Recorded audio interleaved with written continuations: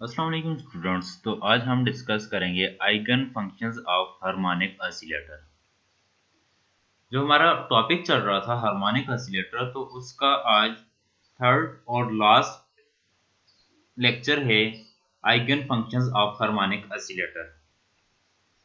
तो यहाँ पर सबसे पहले हम आइगन फंक्शंस की बात करते हैं कि what is a eigen functions के आइगन फंक्शंस क्या है। तो हमारा टॉपिक ये आ रहा है the eigen functions of harmonic oscillator. तो इस टॉपिक में सबसे पहले हम देखते हैं कि आइगन फंक्शंस क्या है।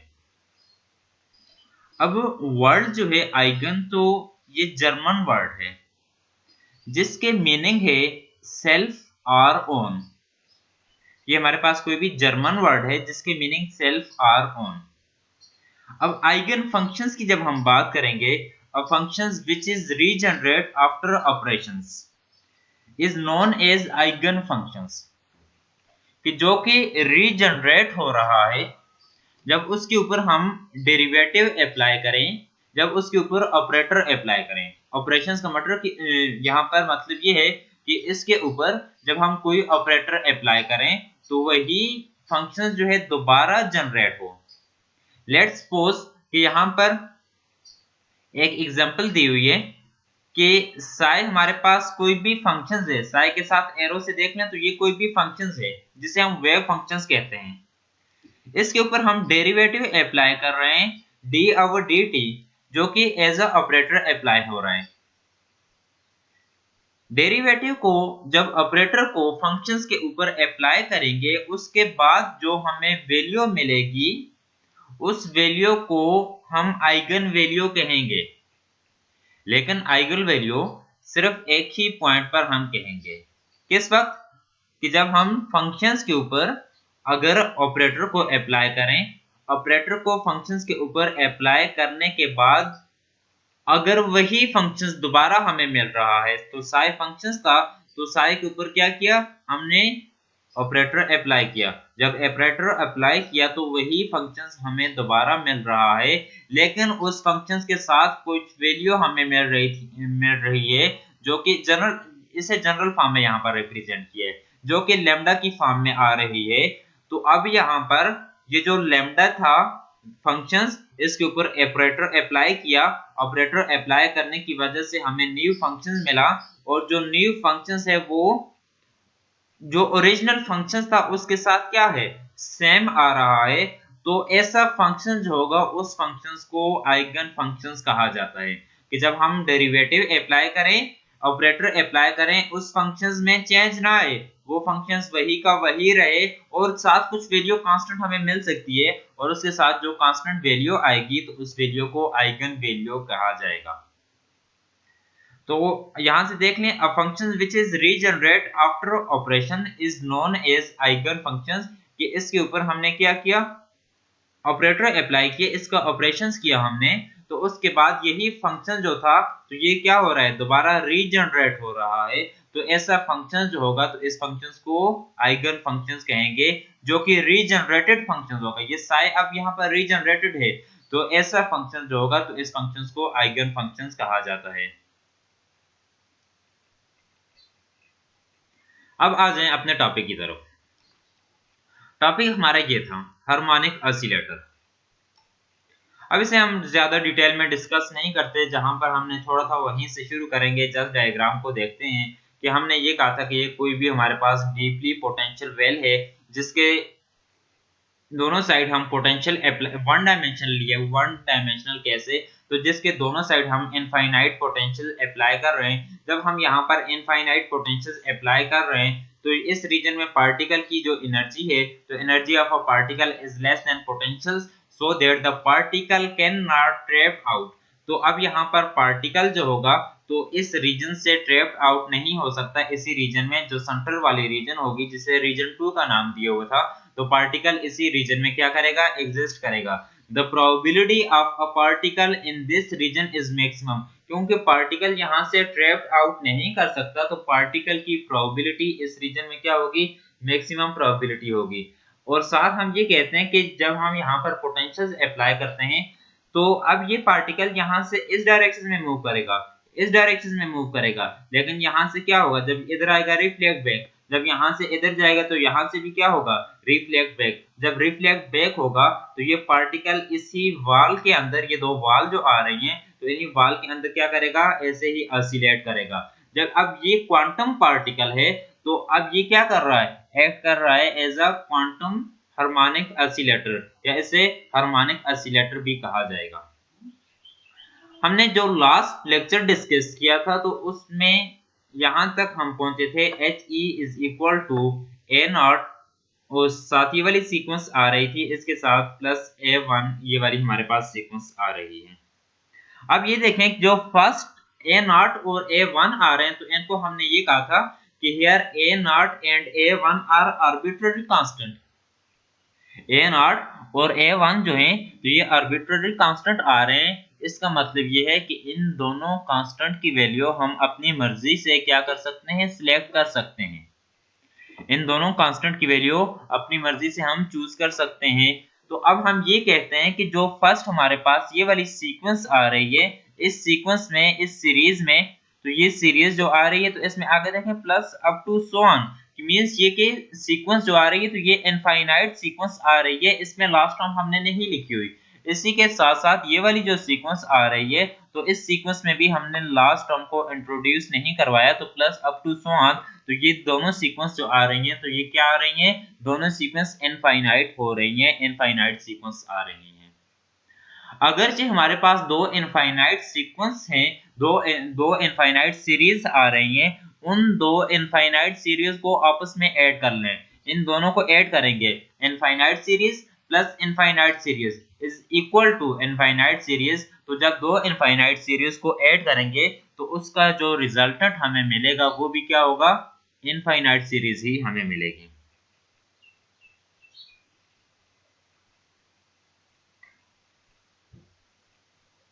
अब यहाँ पर फर्स्ट सीक्वेंस की बात, सॉरी फर्स्ट सीरीज की बात करते हैं। तो फर्स्ट सीरीज में A0 कोफिशिएंट और A1, तो सेकंड में A1 आ रहा है। फर्स्ट में A0 वाली जो सीक्वेंस आ रही है, सीरीज आ रही है, तो इस सीरीज को हम बोलेंगे कि ये इवन सीरीज है।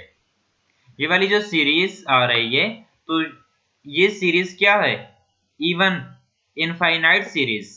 और ये वाली सीरीज जो A1 वाली सीरीज आ रही है तो इस सीरीज को क्या बोलेंगे, जो कि इनफाइनाइट ऑड सीरीज आ रही है।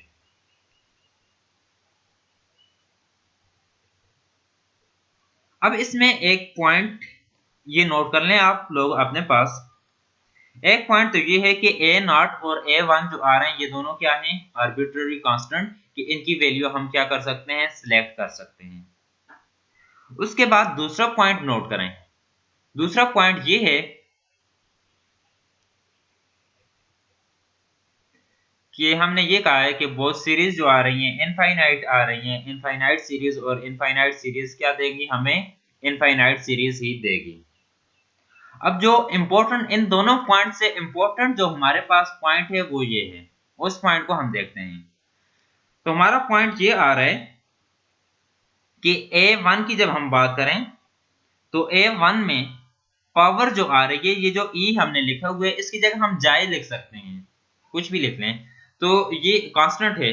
तो E जो हमारे पास आ रहा है, तो E की जो पावर आ रही है, तो यहां पर पावर क्या आ रही है, A1 की सीरीज, A1 सीरीज में, तो A1 की सीरीज में E की पावर क्या आ रही है, 1 3 5 7 9, इस तरीके से क्या आएगी हमारे पास, पावर आती जाएगी। अब हम ये कहेंगे, इसको याद करने का ये आपके लिए है कि इसको याद कैसे करेंगे इस सीरीज को। A0 के साथ क्या लिखेंगे, A1 के साथ क्या लिखेंगे। A1 वाली जो सीक्वेंस आ रही है इसकी पावर क्या होगी हमारे पास, इसकी पावर को हमने क्या लिखा है, e power 1, e power 3, e power 5, e power 7, e power, तो इस तरीके से हम 9 अप टू 1 लिखते जाएंगे। तो पावर क्या आ रही है, 1 3 5 7 9 अप टू सो ऑन, तो ये कौन से हैं, ये हमारे पास ऑड नंबर आ रहे हैं। अब पावर ऑड आ रहे हैं तो ऑड के साथ हम क्या लिखेंगे, ऑड है पावर, तो पावर ऑड 3 देखें 1 है तो 1 ओवर 1 लिखें 1 ही होगा, 1 फैक्टोरियल 1 के इक्वल होता है, तो इसको लिखने की जरूरत नहीं। यहाँ पर पावर देखें तो पावर क्या आ रही है 3, तो 3 तो यहाँ पर क्या आ जाएगा 3 फैक्टोरियल आ जाएगा। पावर 5 है तो ये साथ क्या आ जाएगा 5 फैक्टोरियल। नेक्स्ट पावर क्या होगी 7, तो साथ क्या आएगा 7 फैक्टोरियल। उससे नेक्स्ट क्या होगी 9, तो क्या आएगा 9 फैक्टोरियल। लेकिन ए नॉट सीक्वेंस की हम सीरीज की बात करें तो ए नॉट सीरीज में ये वाला पॉइंट भी नोट कर लें कि पावर हमारे पास क्या आ रही है इवन, ई पावर 2, ई पावर 4, 6, 8, 10। अब ये क्या आ रही है हमारे पास पावर ऑड आ रही है, और इस पावर का फैक्टोरियल देखें तो 2 फैक्टोरियल, पावर 4 फैक्टोरियल, नेक्स्ट क्या आएगा power 6 factorial, up to so on. एक और पॉइंट कि अगर कोई आप लोगों से ये पूछ ले कि इससे नेक्स्ट सीरीज आप लोगों ने कैसे लिखनी है, मैं किसकी बात कर रहा हूं, इसकी बात कर लें, ए नॉट सीरीज जो आ रही है इवन, तो इसकी बात कर लें। यहां पर क्या आ रहा है 1 plus 1 minus alpha divided by 2 factorial, साथ ई स्क्वायर, 1 माइनस अल्फा, ये यही वाला लिखा हुआ है, ये गौर से सुने, ये 1 माइनस अल्फा जो आ रहा है यही वाला यहां पर हमने लिखा है, लेकिन साथ क्या है 5 माइनस अल्फा, ये डायरेक्ट नहीं लिखी हुई, जो लास्ट लेक्चर था उसको देख लें, वहां पर हमने ये इक्वेशन जो है इसे प्रूव किया है इस सीरीज को। तो अब इसमें क्या आ रहा है 1 माइनस अल्फा, और साथ यहां पर क्या आ रहा है 5 माइनस अल्फा। तो देख लें कि 1 माइनस अल्फा है, साथ 5 माइनस अल्फा, फैक्टोरियल को छोड़ दें कि साथ ये अभी पहले बताया है कि ई पावर 4 है तो 4 फैक्टोरियल आ जाएगा। लेकिन क्वेश्चन यहां पर ये है कि इसके बाद ई पावर 4 प्लस इसके बाद यहां पर जो नेक्स्ट टर्म आएगी तो उससे हम क्या लिखेंगे, जो नेक्स्ट टर्म आएगी तो उसे हम क्या लिखेंगे दोनों टर्म में, और साथ यहां से देख लें, ऐसे भी पहले देख लेते हैं। ई आ रहा है तो साथ यहां पर क्या है 3 minus alpha divided by 3 factorial E power 3, 3 minus alpha जो यहां पर आ रहा है तो उस 3 माइनस अल्फा को यहां पर भी हमने लिख लिया, साथ क्या आ रहा है 7 माइनस अल्फा आ रहा है, 5 फैक्टोरियल तो पावर 5। क्वेश्चन ये है कि इसके बाद यहां पर जो नेक्स्ट टर्म इंट्रोड्यूस होगी तो वो टर्म क्या आएगी, उसके बाद वाली टर्म क्या होगी।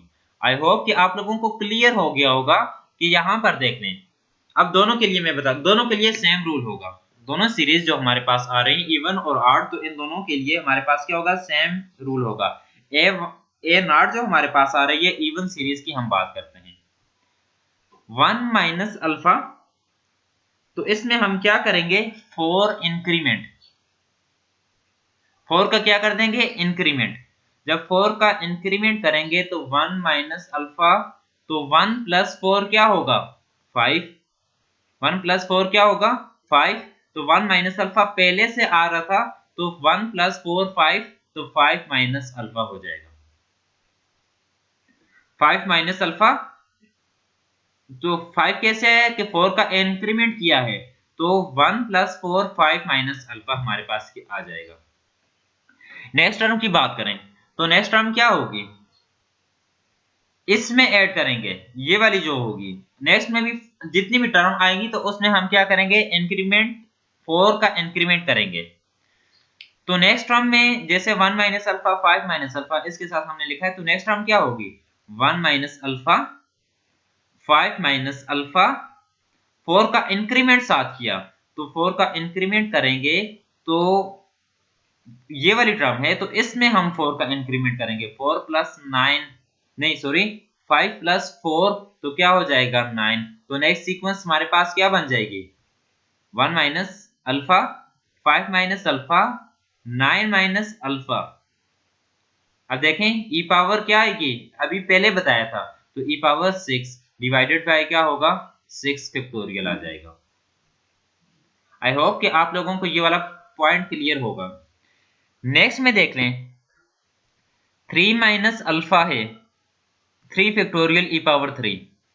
3 माइनस अल्फा में 4 का इंक्रीमेंट करें तो 3 प्लस 4 7 माइनस अल्फा आ रहा है, ई पावर 5 आ रहा है। अब 4 का इंक्रीमेंट करेंगे तो इसमें करेंगे तो क्या आएगा, ये वाली टर्म यहां पर जो आएगी तो 3 माइनस अल्फा 7 माइनस अल्फा, 4 का इंक्रीमेंट किया तो 7 प्लस 4 क्या हो जाएगा 11, तो साथ क्या आ जाएगा 11 माइनस अल्फा डिवाइडेड बाय क्या आएगा, तो नेक्स्ट टर्म जो होगी तो ये पहला यहां से क्लियर किया था तो ई पावर 7 डिवाइडेड बाय 7 फैक्टोरियल, तो उससे नेक्स्ट टर्म जो होगी तो 11 आया है तो 11 में 4 ऐड करेंगे तो वो आएगी 3 minus alpha 7 minus alpha 11 minus alpha, तो नेक्स्ट टर्म क्या होगी 15 माइनस अल्फा। तो अप टू सो ऑन इस तरीके से हम इन टर्म को क्या कर सकते हैं, लिख सकते हैं। और ये वाली जो सीरीज आ रही है तो दोनों सीरीज क्या है, इनफाइनाइट सीरीज आ रही है।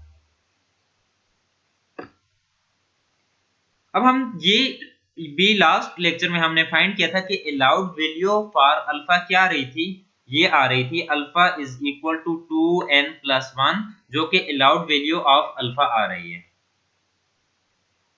n क्या था, n इंटीजर था, इंटीजर इसमें पुट करें अल्फा की, यहां पर इंटीजर पुट करें तो यहां पर क्या होगा, n पुट किया तो 2 इंटू 0, n को 0 पुट किया 0 तो अल्फा क्या आ जाएगा 1, 1 पुट किया तो 2 इंटू 1 और ये साथ क्या हो जाएगा 3, 1 3 5 7 9 11 13, ये हमारे पास अल्फा की वैल्यू आ जाएगी।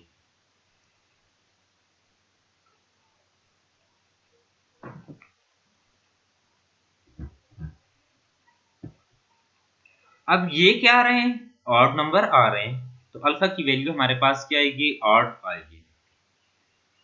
देखें जो प्रीवियस पॉइंट बताया था कि a0 और a1 क्या है, आर्बिट्ररी कांस्टेंट आ रहे हैं, उनको अब यहां पर यूज करेंगे, अपनी मर्जी से सिलेक्ट करेंगे हम दोनों को। तो पहले हम अल्फा की डिफरेंट 1 3 5 7 9 जो लास्ट इक्वेशंस हमारे पास आ रही थी तो उसमें हम क्या करेंगे, अल्फा की वैल्यू फाइंड करेंगे, पुट करेंगे, अल्फा की वैल्यू पुट करेंगे।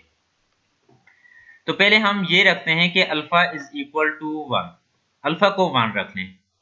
When alpha is equal to 1, even series is a polynomial and odd series is an infinite series by selecting a1 is equal to 0, तो इसका मतलब ये था कि a1 और a0 क्या है, आर्बिट्ररी कांस्टेंट, तो हम क्या कर सकते हैं, इनको अपनी मर्जी के साथ सिलेक्ट कर सकते हैं। देखें मैं दोबारा उस सीरीज की तरफ जा रहा हूं, तो सीरीज हमारे पास ये आ रही है, अल्फा को क्या रखा है 1, इसमें पुट करें तो 1 माइनस 1 0, ये वाला फैक्टर क्या हो गया 0 हो गया, 1 माइनस 1 0, नेक्स्ट टर्म क्या आएगी 1 minus alpha 5 minus alpha 9 minus alpha, सब में क्या आएगा, यहां से आगे सारी टर्म को क्या होंगी उसमें क्या आएगा 1 आएगा। लेकिन इसमें हमने पुट किया 3 माइनस 1, 3 माइनस 1 जब हमने इसमें पुट किया 2 आ गया, 3 माइनस 1 7 माइनस 1, तो अब ये वाली सीरीज जो आ रही है तो ये टर्म क्या हो रही है, यहां से 0 हो रही है। लेकिन ये वाली टर्म हमारे पास, ये वाली सीरीज जो है तो इसी तरीके से क्या रहेगी, इनफाइनाइट रहेगी। किस वजह से, क्योंकि ये 0 नहीं हो रही, तो हमें यहाँ पर क्या चाहिए, हमें पोलिनोमियल की फॉर्म में चाहिए, तो हमें इनफाइनाइट सीरीज नहीं चाहिए। जब हमें इनफाइनाइट सीरीज नहीं चाहिए तो हम ये जो कोएफिशिएंट हमारे पास आ रहे हैं, कांस्टेंट जो हमारे पास आ रहे हैं, तो इन कांस्टेंट को क्या करेंगे, अपनी मर्जी के साथ इस सीरीज को 0 बनाने के लिए, क्योंकि हमें पोलिनोमियल चाहिए इस सीरीज को 0 बनाने के लिए, तो a1 को क्या कर लें, a1 को 0 के इक्वल रख लें। जब हम a1 को 0 के इक्वल रखें और अल्फा को 1 के इक्वल रखें तो यहां से ये वाली सीरीज क्या होगी, सारी 0 हो जाएगी, और जब a1 को 0 रखेंगे तो ये वाली सीरीज क्या होगी, ये भी सीरीज 0 हो जाएगी। लेकिन क्या रह जाएगा, h ये e है, यहां से ये मिस हो गया, h e is equal to A naught रह जाएगा और सारी ये टर्म क्या हो जाएगी, 0 हो जाएगी। अब ये वाली सीरीज जो होगी तो ये क्या हो रही है, ये हमारे पास पोलिनोमियल हमारे पास बन रही है। तो यहां से देखें, when alpha is equal to 1 even series is a polynomial। जो फर्स्ट आ रही थी even, तो even क्या बन रही है, is a polynomial and odd series is an infinite series। तो odd series को इनफाइनाइट आ रही थी, तो उसमें हमने क्या करना है, हमें इनफाइनाइट नहीं चाहिए, हमें पोलिनोमियल सीरीज चाहिए। तो हम क्या करेंगे, जो कोफिशिएंट आएगा, जो कांस्टेंट आएगा, तो उसको 0 रखा, तो एच ऑफ ई क्या आ गया, ए नॉट हमारे पास आ गया।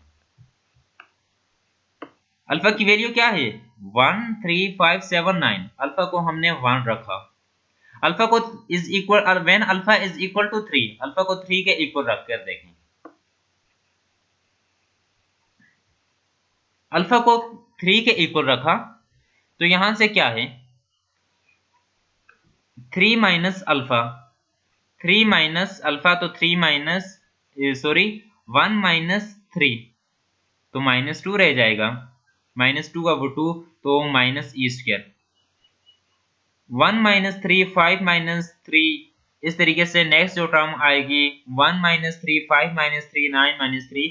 तो अब इसमें when alpha is equal to 3, जब अल्फा 3 होगा तो ये वाली टर्म यहाँ से ये सीरीज क्या हो रही है, ये इनफाइनाइट सीरीज बन रही है। लेकिन इस सीरीज में देखें 3 माइनस अल्फा आ रहा है, अल्फा क्या है, 3 है, 3 माइनस 3 0, 0 डिवाइड बाय 3 फैक्टोरियल 0, तो ये भी क्या हो जाएगा 0।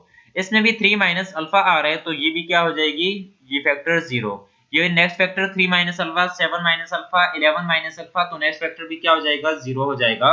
अब यहां से देख लें, जब ये वाली इक्वेशंस जो कि हमारे पास आर्ट सीरीज आ रही है, तो आर्ट सीरीज क्या हो रही है, ये सारा फैक्टर जो कि मैंने शेड किया है, तो ये सारा फैक्टर क्या हो जाएगा, 0 हो जाएगा। लेकिन ये जो फर्स्ट हमारे पास ये रह गया, तो ये क्या पोलिनोमियल बन जाएगी, ये फाइनाइट बन जाएगी। और ये क्या हो रही है, ये हमारे पास इनफाइनाइट, ये फाइनाइट और ये वाली इनफाइनाइट।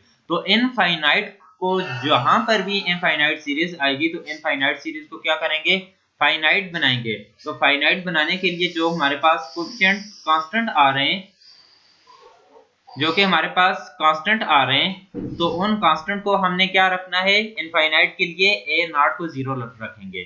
तो जब ए नॉट को 0 रखेंगे, तो ये वाली सीरीज क्या हो जाएगी, इवन सीरीज 0 हो जाएगी, और साथ क्या रह जाएगा, a1e रह जाएगा, जो कि पोलिनोमियल होगा। अब देखें, इधर आ जाए, when alpha is equal to 3, odd series will be polynomial by selecting a naught is equal to 0। तो एच ऑफ ई क्या आ गया, इसकी वैल्यू हमारे पास आ गई। When alpha is equal to 5, तो अल्फा को हम क्या रखें, 5 के इक्वल रखें। अब यहां पर आप लोगों इससे एक्सप्लेन कर सकते हैं। देखें, अल्फा को हम 5 रखेंगे, तो 1 माइनस अल्फा, तो 5 माइनस, ये सॉरी 1 माइनस 5, तो -4 रह जाएगा, -4 ओवर 2, तो 2 रह जाएगा, तो 1 माइनस 2 ई स्क्वायर।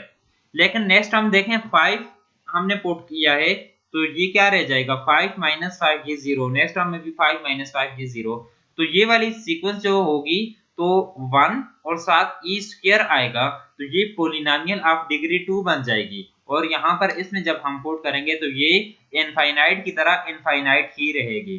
तो इस इनफाइनाइट को पुट करने, 0 बनाने के लिए, फाइनाइट करने के लिए a1 जो होगा, तो इसे क्या रखेंगे, 0 के इक्वल रखेंगे। जब हम a1 को 0 के इक्वल यहाँ पर रखेंगे, तो क्या आएगा हमारे पास, when alpha is equal to 5, a1 को 0 रखा, तो ये हमारे पास आ जाएगा, तो 2e स्क्वायर, इसकी पावर देखेंगे तो हायर पावर क्या आ रही है, ये हमारे पास आ रही है। तो इससे हम ये बोलेंगे कि ये क्या आ रही है, पोलिनोमियल ऑफ डिग्री 2।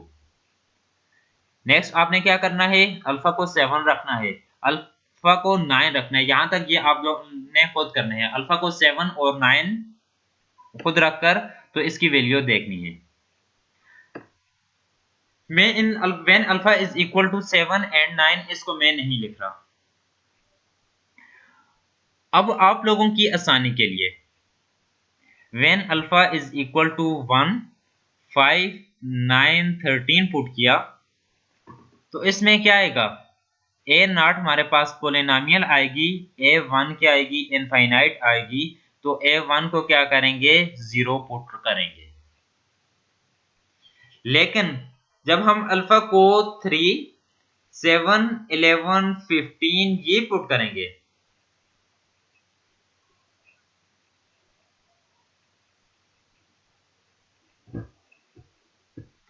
तो इस केस में ए नॉट सीरीज जो होगी, तो ए नॉट सीरीज हमारे पास कौन सी आ रही थी, इवन सीरीज जो होगी, तो ये इनफाइनाइट सीरीज, और आर्ट सीरीज जो होगी तो ये क्या बन जाएगी, फाइनाइट।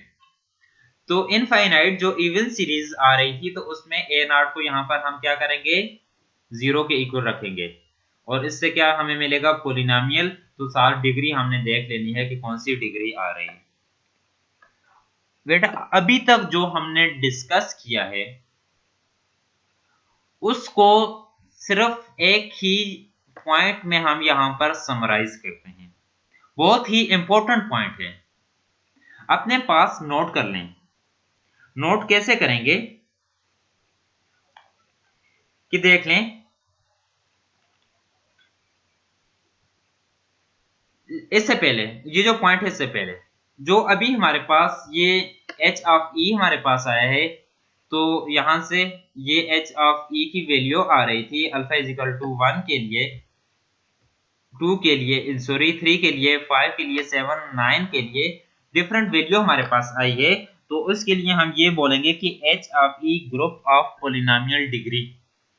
तो h ऑफ e क्या आ रहा है, यहाँ पर ये पोलिनोमियल डिग्री का ग्रुप आ रहा है, तो इससे हम ये बोल सकते हैं कि ये ग्रुप ऑफ पोलिनोमियल डिग्री आ रहा है। अब जो इंपॉर्टेंट पॉइंट है, तो इस इंपॉर्टेंट पॉइंट को याद करें। कैसे नोट करेंगे, अपने पास ए नॉट और ए वन क्या आ रहे थे, कांस्टेंट आ रहे थे, आर्बिट्ररी कांस्टेंट आ रहे थे। इनको अपनी मर्जी से हम क्या कर सकते हैं, सिलेक्ट कर सकते हैं। देखें, अगर हम ए नॉट और ए वन अपनी मर्जी से इस तरह सिलेक्ट करें कि ई की हाईएस्ट पावर, ई जो आ रहा है उसकी हाईएस्ट पावर का कोफिशिएंट 2n है। दोबारा से सुन लें कि अगर हम ए नॉट और ए वन अपनी मर्जी से इस तरह सिलेक्ट करें कि ई की हाईएस्ट पावर का कोफिशिएंट 2n हो, तो वो पोलिनोमियल हर्माइट पोलिनोमियल होगा। तो ऐसा पोलिनोमियल जो होगा तो उसको हर्माइट पोलिनोमियल कहा जाएगा। जैसे हम ऐसे बोल्ड भी कर सकते हैं, तो एच एन ऑफ ई जो है तो ये हर्माइट पोलिनोमियल होगा। लेकिन ये जो पॉइंट आया है कि अगर हम ए नॉट और ए वन अपनी मर्जी से इस तरह सिलेक्ट करें ई की हाईएस्ट पावर, तो अब इसे देखें, ई की हाईएस्ट पावर, ये H of E is equal to A naught 1 minus 2 E square.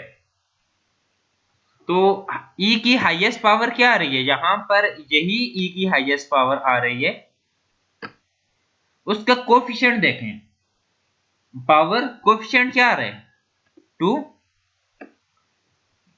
अगर 2n हमारे इसका कोफिशिएंट क्या हो, 2n हो, तो इसका कोफिशिएंट हमारे पास अगर 2n हमारे पास आ रहे, तो ये क्या आएगी हमारे पास, इसे हर्माइट पोलिनोमियल कहा जाएगा। तो इसे क्या कहेंगे, हम हर्माइट पोलिनोमियल कह सकते हैं। हर्माइट पोलिनोमियल ये सिर्फ यहाँ पर आप अगर ना भी लिखें इससे कोई फर्क नहीं पड़ेगा, लेकिन अगर ये है कि हर्माइट पोलिनोमियल को डायरेक्ट कैलकुलेट करना है, तो हर्माइट पोलिनोमियल को डायरेक्ट कैलकुलेट करने के लिए हम लिखेंगे रेफरेंस रिलेशंस लिखेंगे। रेफरेंस रिलेशंस क्या है, रेफरेंस रिलेशन जो है तो इसको हम यूज करेंगे कि किसी सीक्वेंस को, किसी सीरीज को डिफाइन करने के लिए, या कोई मल्टी डायमेंशनल वैल्यू हो तो उसको डिफाइन करने के लिए हम रेकरेंस रिलेशंस को यूज कर सकते हैं। किसी सीक्वेंस को, किसी सीरीज को डिफाइन करने के लिए हम क्या कर सकते हैं, रेफरेंस रिलेशंस यूज कर सकते हैं। तो ये यहाँ पर रेफरेंस रिलेशन सीरीज देखें, रेफरेंस रिलेशंस क्यों यूज किया है। अगर आप लोगों को याद हो, हमने ये कहा था कि जो फर्स्ट लेक्चर आया था तो उसके लास्ट में ये कहा था कि ये हर्माइट इक्वेशंस आ रही है, तो हर्माइट इक्वेशंस को हम क्या कर सकते हैं, फ्रोबेनियस मेथड से, जिसे पावर सीरीज के साथ, पावर सीरीज यूज करके हम इसे सॉल्व कर सकते हैं। वहां पर पावर सीरीज यूज की थी, तो इसी वजह से हम यहाँ पर रेफरेंस रिलेशंस भी यूज करके इसे हर्माइट पॉलिनोमियल जो होगा तो इसको फाइंड करेंगे। लेकिन यहाँ पर हम इसको फाइंड नहीं कर रहे, हम आते हैं, हमारा टॉपिक जो था आइगन फंक्शंस, तो काफी लेंथी हो रहा है, हम इसको समराइज करने की कोशिश करते हैं। तो आइगन फंक्शंस को हम फाइंड करते हैं हार्मोनिक ऑसिलेटर के लिए। तो हमारा वेव फंक्शंस क्या था, ये तो हमें पता है, जो सॉल्यूशंस थे हमने लिखा था, इसमें जो प्लस साथ यहाँ पर प्लस वाली टर्म आ रही थी तो उनको क्या किया था, हमने रिड्यूस किया था, नेग्लेक्ट किया था। किस वजह से, क्योंकि E इज इक्वल टू के एक्स के इक्वल रखा था, कि ये कहा था कि जब पॉजिटिव वैल्यू आ रही है तो x की वैल्यू अगर ज्यादा हो रही है तो E की वैल्यू क्या होगी, ज्यादा होगी। तो ज्यादा के लिए, जब E की वैल्यू ज्यादा हो रही है तो ज्यादा कंडीशंस के लिए वेव फंक्शंस डिफाइन नहीं था। जब वेव फंक्शंस डिफाइन नहीं था तो इसकी सेकंड टर्म जो थी पॉजिटिव टर्म, तो इसको क्या किया था, नेग्लेक्ट किया था। जस्ट इसी टर्म को हमने लिखा था। अब इसकी आइगन फंक्शंस, तो आइगन फंक्शंस देखें, शुरू में जाएं, स्टार्ट से, जहां से हमने स्टार्ट किया था कि साई हमारे पास क्या था, फंक्शंस, इसके ऊपर ऑपरेटर अप्लाई किया तो साथ हमें कुछ कांस्टेंट वैल्यू मिली लैम्डा। अब आ जाए टॉपिक की तरफ। टॉपिक में ये कहा था, अभी कहा है कि हम यहाँ पर आइगन फंक्शंस की बात करते हैं, तो यहाँ पर कांस्टेंट कुछ वैल्यू आएगी, कुछ फंक्शंस ये आ सकता है, तो ये हमारे पास n क्या होगा, ये नॉर्मलाइज्ड फंक्शंस होगा। तो ऐसा फंक्शन जो होगा तो ये हर्माइट जो आ रहा है तो इसका आइगन फंक्शंस हमारे पास हार्मोनिक ऑसिलेटर का आइगन फंक्शंस होगा। तो नॉर्मलाइज्ड कंडीशंस के लिए हम साथ यहाँ पर ये यूज करेंगे कि माइनस इन्फिनिटी टू इन्फिनिटी, और साथ ये नॉर्मलाइज कंडीशन यूज कर लेंगे। तो जब पार्टिकल जो है लोकलाइज हो जाएगा, पार्टिकल नॉर्मलाइज हो जाएगा, तो इसकी प्रोबेबिलिटी जो होगी तो उसको हम फाइंड करेंगे, तो ये क्या होगा, इक्वल टू 1।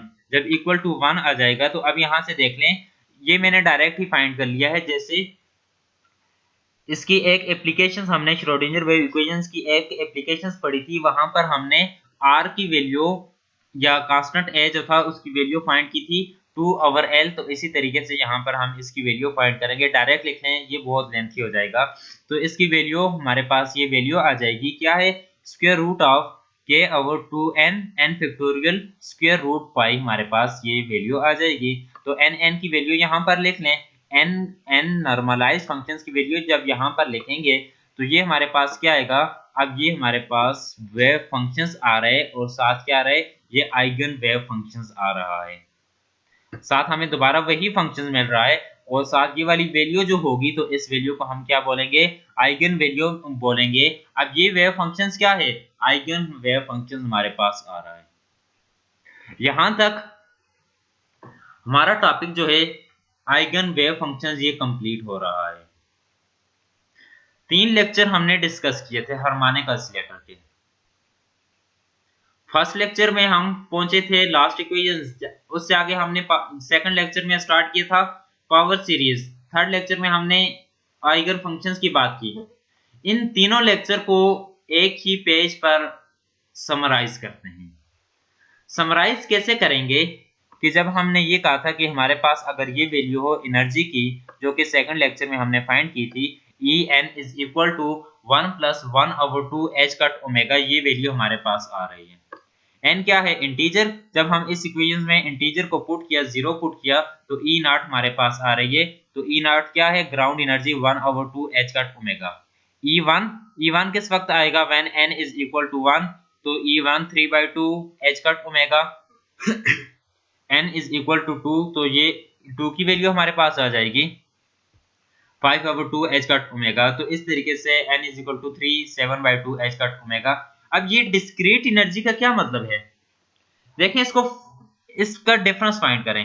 तो E1 minus E0 difference find करेंगे तो साथ क्या आएगा 1/2 h कट ओमेगा 1357 आएगा। तो और साथ यही वैल्यू हमारे पास क्या रहेगी। अब ये एनर्जी क्या आ रही है, ये डिस्क्रीट एनर्जी आ रही है।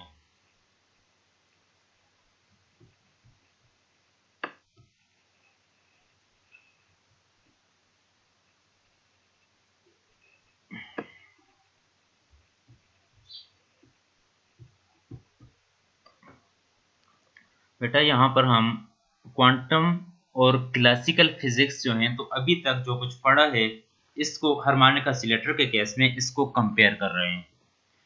क्लास स्टार्ट करेंगे क्लासिकल से। क्लासिकल में ये कहा था कि कोई भी मेस है और वो मेस हमने अटैच्ड किए हुए है किसी स्प्रिंग के साथ, तो यहाँ पर स्प्रिंग के साथ अटैच्ड किए हुए है। इससे ये कहा था कि कंटिन्यूस एनर्जी स्पेक्ट्रम हमें मिल रहा है।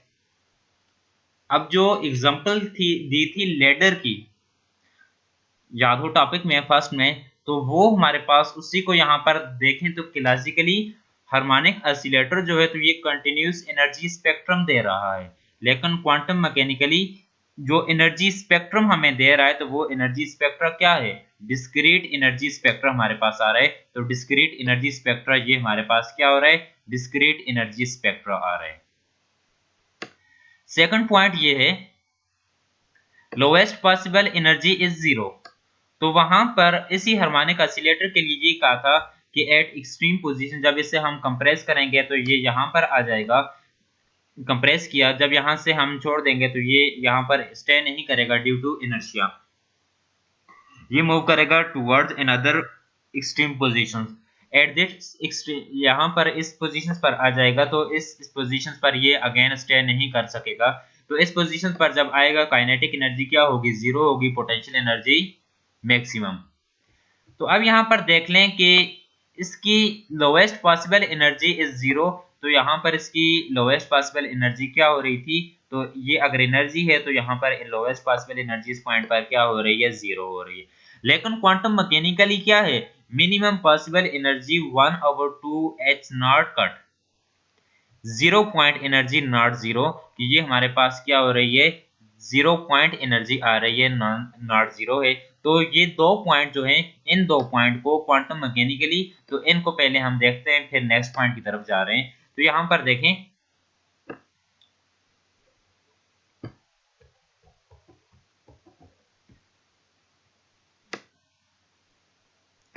ये हमारे पास एनर्जी, ये सॉरी एनर्जी नहीं, कांस्टेंट हमारे पास आ रहा है, और वर्टिकल डायरेक्शन में ये वर्टिकल डायरेक्शंस आ रही है। तो वर्टिकल डायरेक्शन में हमने क्या ली हुई है, एनर्जी ली हुई है।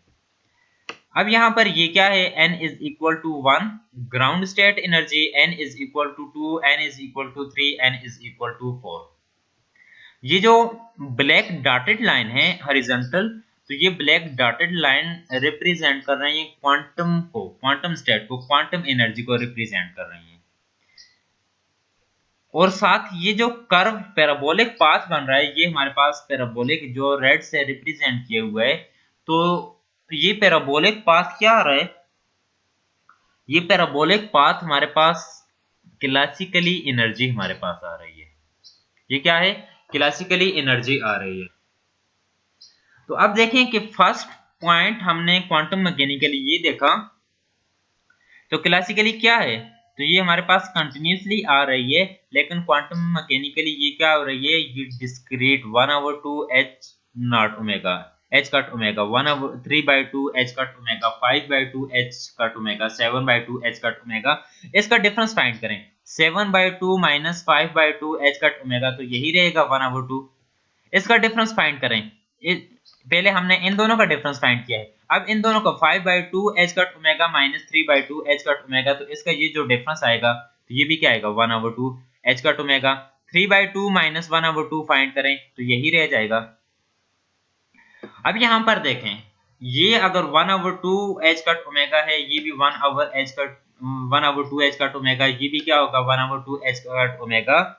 तो ये क्या रहे, तो फर्स्ट पॉइंट देखें, फर्स्ट पॉइंट क्या था, एनर्जी स्पेक्ट्रा इज डिस्क्रीट, तो यहाँ से ये जो एनर्जी का स्पेक्ट्रम हमें मिल रहा है, तो ये क्या है, डिस्क्रीट आ रहा है, जिससे हम ये कह सकते हैं कि ये क्वांटाइज्ड है। एनर्जी स्पेक्ट्रम क्या हो रहा है, डिस्क्रीट आ रहा है।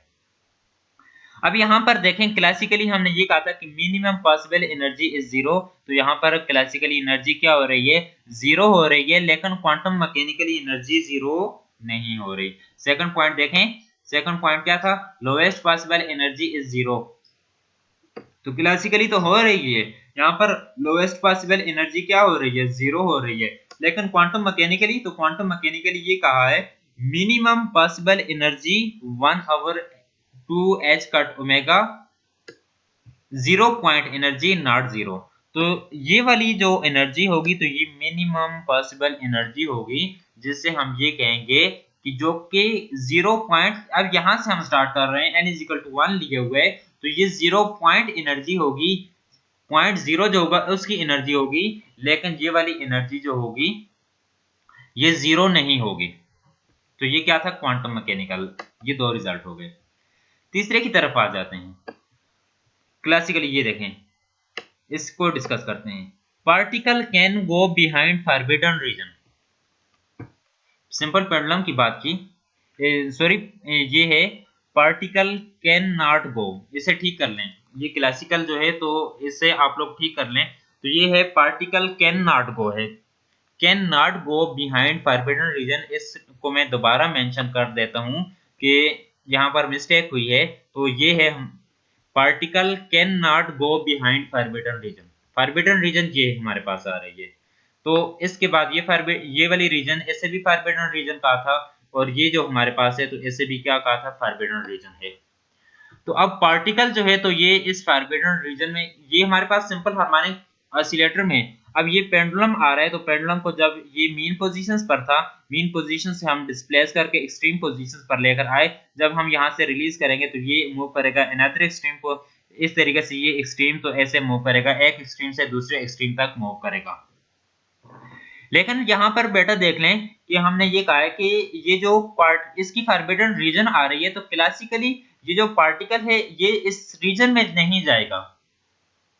जब ये क्लासिकली इस रीजन में नहीं जाएगा, तो पार्टिकल गया ही नहीं है वहां पर, तो उसकी प्रोबेबिलिटी क्या होगी, जीरो होगी। इस रीजन में पार्टिकल की प्रोबेबिलिटी जीरो होगी। यहाँ पर हमने बॉब लिया हुआ है, तो बॉब की प्रोबेबिलिटी क्या है, जीरो है।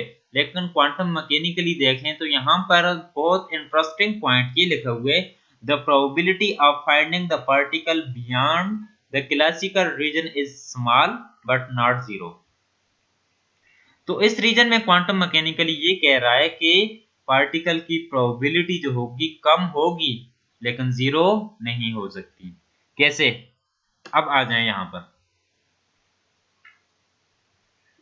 तो ये हमारे पास क्या आ रहे हैं, डिफरेंट एनर्जी हमारे पास आ रहे हैं। इनको अभी ये जो कर्व मैंने बनाए हुए हैं वेव फॉर्म में, इनको नहीं डिस्कस करना, लेकिन जस्ट नेक्स्ट पॉइंट को देखकर तो फिर ये इसको डिस्कस कर लेते हैं।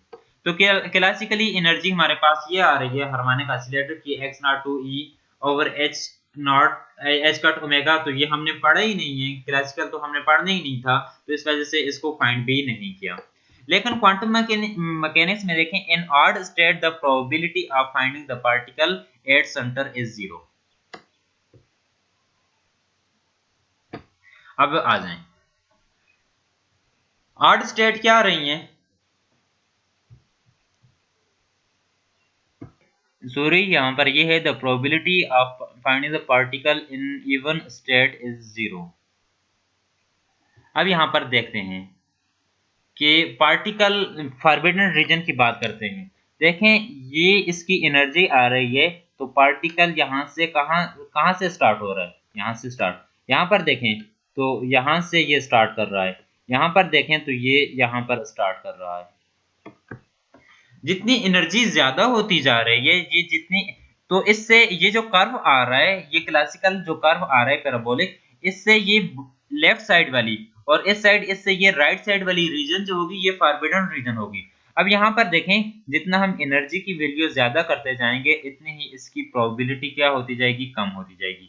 तो ये हमारे पास n = 1 है, तो यहाँ पर हम इसकी देखें तो प्रोबेबिलिटी क्या आ रही है, मैक्सिमम प्रोबेबिलिटी आ रही है। लेकिन यहाँ पर देखें n इज इक्वल टू 2 है, तो यहाँ पर पार्टिकल की प्रोबेबिलिटी क्या होगी, 0 होगी। लेकिन n इज इक्वल टू 3 होगा तो पार्टिकल की प्रोबेबिलिटी अगेन क्या होगी, यहाँ पर मैक्सिमम ये प्रोबेबिलिटी। इसका जब हम स्क्वायर लेंगे तो ये क्या हो जाएगा, इस तरीके से कन्वर्ट हो जाएगा। n इज इक्वल टू 4 के लिए यहाँ पर फिर क्या होगी, 0 हो जाएगी। फार एक चीज और याद कर लें जिससे कहा जाता है करस्पॉन्डेंस प्रिंसिपल।